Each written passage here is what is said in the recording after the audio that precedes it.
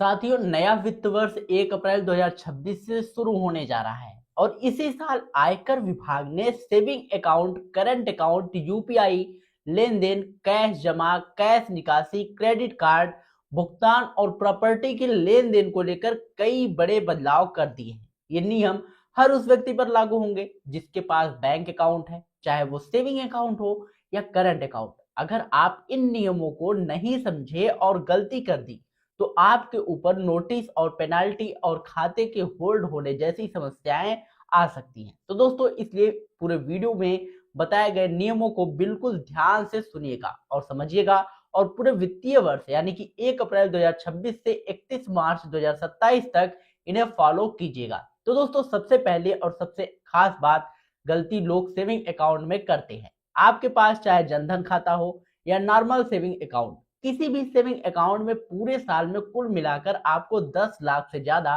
Cash ना तो जमा कर सकते हैं और ना ही निकाल सकते हैं। चाहे आप एटीएम से निकालें, बैंक काउंटर से निकालें, स्लिप भरकर निकालें या आधार से, सभी तरीके कैश माने जाते हैं।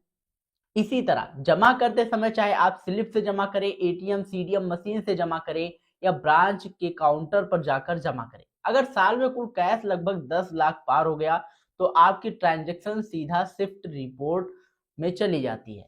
चाहे फिर किसी भी साल नोटिस आ सकता है। ये मत सोचिएगा कि अगर आपके 4 अकाउंट है तो चारों से 10-10 लाख जमा कर लेंगे, पैन कार्ड से सब ट्रैक होता है। टोटल 10 लाख ही लिमिट है। और दूसरी गलती लोग क्या करते हैं, तो दोस्तों दूसरी गलती लोग एफडी करते समय करते हैं। कैश देकर एफडी करवाना सबसे बड़ा रिस्क है। अगर आपने साल भर में 10 लाख से ज्यादा कैश जमा किया और एफडी बना दी तो वह ट्रांजैक्शन भी रिपोर्टेबल मानी जाएगी और नोटिस आने की पूरी संभावना है। इसलिए ऑनलाइन एफडी में कोई दिक्कत नहीं है, बस कैश की लिमिट ध्यान रखना है। और तीसरी गलती लोग सबसे ज्यादा करते हैं, वो जमीन खरीदते और बेचते समय करते हैं। जैसे दोस्तों, जब बयाना देते हैं या टोकन मनी लेते हैं तो 20,000 से ज्यादा का कैश लेना या देना बिल्कुल नहीं करना चाहिए। कई लोग 50,000, 1 लाख कैश बयाना दे देते हैं और सोचते हैं कि इससे क्या होगा, लेकिन याद रखिए 20,000 रुपए से ऊपर का कैश किसी भी प्रकार की प्रॉपर्टी ट्रांजैक्शन में प्रतिबंधित है। अगर पकड़ा गया तो भारी पेनल्टी और बाद में नोटिस तो मिलेगा ही मिलेगा। चौथी बड़ी गलती क्या है, तो दोस्तों चौथी बड़ी गलती है क्रेडिट कार्ड से जुड़ी। अगर आपने क्रेडिट कार्ड का बिल कैश में जमा किया तो पूरे साल में 1 लाख रुपए से ज्यादा कैश में बिल भुगतान बिल्कुल नहीं कर सकते। कोई भी बैंक, एसबीआई, एचडीएफसी, एक्सिस सभी पर यह नियम लागू होता है। और अगर आप बिल ऑनलाइन भरते हैं तो जैसे UPI, net banking, debit card से, तो उसमें कुल लिमिट जो है वो 10 लाख रुपए है। यानी पूरे साल में आपके क्रेडिट कार्ड का बिल लगभग 10 लाख से ज्यादा ऑनलाइन पेमेंट से हुआ तो भी रिपोर्टेबल हो जाएगा और आपकी ट्रांजैक्शन पर आयकर विभाग सवाल पूछ सकता है। अब बात करते हैं पांचवें ट्रांजैक्शन यूपीआई से जुड़ा है। यूपीआई को लेकर सरकार ने ज्यादा राहत दी है, लेकिन अगर आप बिजनेस करते हैं और यूपीआई के जरिए लाखों रुपए का रोजाना लेन देन करते हैं तो समझ लीजिए कि आपकी इनकम और आपका बैंक बैलेंस मैच होना चाहिए। अगर आपका व्यवसाय छोटा है और यूपीआई से लाखों रुपए आ रहे हैं और आपने आईटीआर में इनकम दिखाई ही नहीं है तो यह अंतर पकड़ा जा सकता है। यूपीआई का रिकॉर्ड साफ दिखता है, इसलिए जो भी हो इनकम है उसे आपको आईटीआर में दिखाना अनिवार्य है।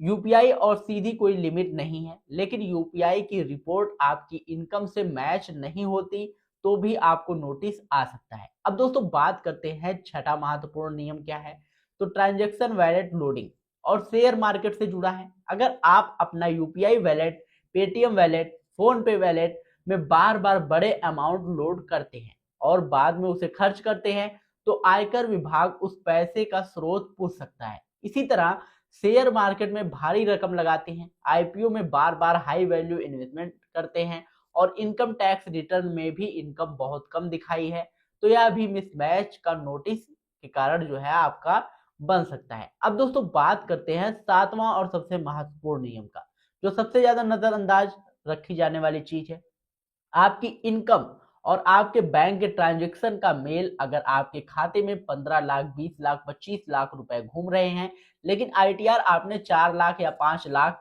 में फाइल किया है तो मिसमैच सीधे सिस्टम में पकड़ में आ जाता है। ऐसा नहीं है कि नोटिस तुरंत आ जाएगा, या अगले साल भी आ सकता है, या फिर 3-4 साल बाद भी आ सकता है, लेकिन जवाब तो देना ही पड़ेगा कि पैसा कहाँ से आया, किसने भेजा, किस काम का भेजा, आपने कहाँ खर्च किया, और इनकम आईटीआर में क्यों नहीं दिखाई दिया। अगर किसी भी ट्रांजैक्शन में पैन आधार लिंक नहीं है, केवाईसी अपडेट नहीं है, या आपका खाता संदिग्ध लेन देन में आ गया है, तो बैंक पहले जो है क्या करता है, आपके अकाउंट को होल्ड करेगा, बाद में आपसे डॉक्यूमेंट्स मांगेगा, और उसी आधार पर इनकम टैक्स विभाग भी पूछताछ करती है। इसलिए पूरे साल इन 7 ट्रांजैक्शन नियमों पर खास नजर रखिए। सेविंग अकाउंट में 10 लाख से ज्यादा कैश ना जमा करें, ना निकालें, एफडी कैश में ना करवाएं, प्रॉपर्टी में 20,000 से ज्यादा कैश ना दें, क्रेडिट कार्ड का बिल जो है 1 लाख से ज्यादा कैश में ना भरें, ऑनलाइन पेमेंट 10 लाख से ज्यादा ना हो। इन बातों का ध्यान रखें।